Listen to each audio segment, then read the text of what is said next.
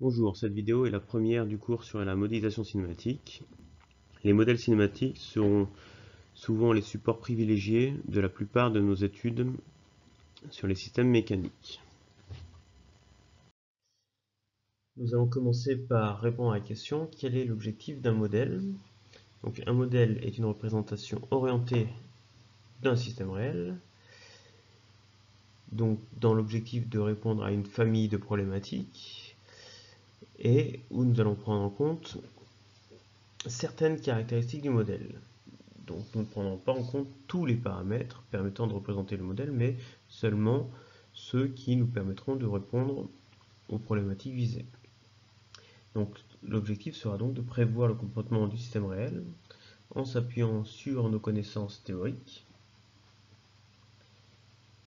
dans un domaine particulier, donc que ce soit dans le domaine électrique, dans le domaine mécanique, le domaine hydraulique. Donc ici, le domaine qui nous intéresse est avant tout le domaine mécanique et en particulier le domaine de la cinématique. Suivant l'objectif, donc, on peut utiliser différents modèles.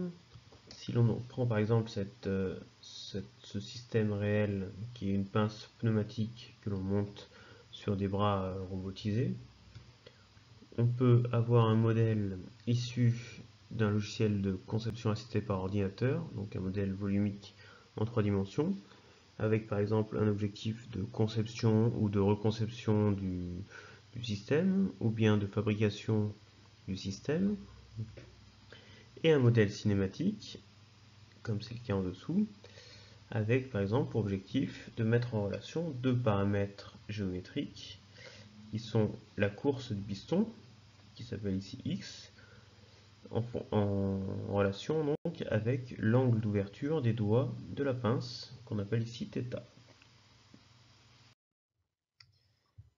Voilà, c'est tout pour cette petite vidéo sur l'intérêt de la modélisation cinématique.